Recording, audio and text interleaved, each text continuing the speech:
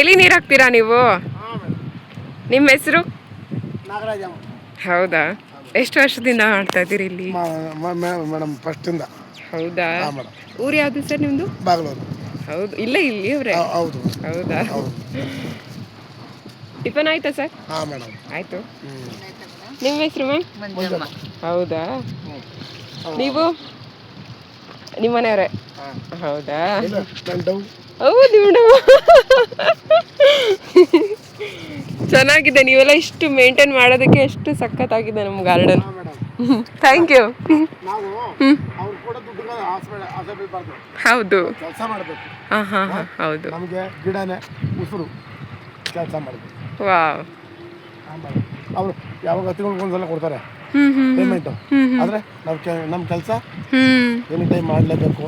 ಹೌದು, ಇವಾಗ ಎಂಪ್ಲಾಯೀಸ್ ಇಷ್ಟು ಜನ ಬರ್ತಾರೆ, ಗಾರ್ಡನ್ ಚೆನ್ನಾಗಿದೆ ಅಂದರೆ ಹೌದು, ನಾವು ಕೆಲಸ ಮಾಡಿದ್ರೆ ಅಂತ.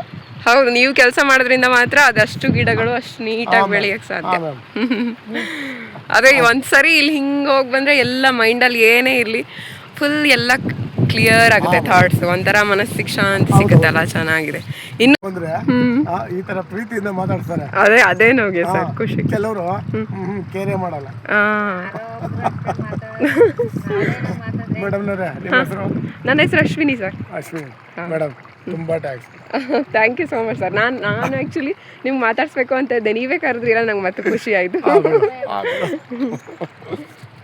ಓಕೆ. ಹಾಂ ಹಾಂ ಹಾಂ ಹಾಂ. ಎಷ್ಟೋ ಜನ ನಮ್ಮನ್ನ ನಾವು ನೋಡ್ತೀರ ಅಷ್ಟೇ, ಯಾರು ನಮ್ಮನ್ನ ಮಾತಾಡ್ಸಲ್ಲ, ಅವ್ರು ಮಾತಾಡ್ಸಲ್ಲ. ಹೌದಾ, ಅಂದ್ರೆ ಅವ್ರವ್ರ ಕೆಲಸದಲ್ಲ ನೋಡ್ತೀರಾ, ಅವ್ರು ಮಾತಾಡೋ ಮೂಮೆಂಟ್ ಇದ್ರೆ ಮಾತ್ರ ಮಾತಾಡ್ತೀರಿ, ಇಲ್ಲಾಂದ್ರೆ ನಮ್ಮ ಕೆಲಸ ನಾವು ಮಾಡ್ಕೊಂಡು ಹೋಗ್ತೀವಿ ಅಷ್ಟೇ.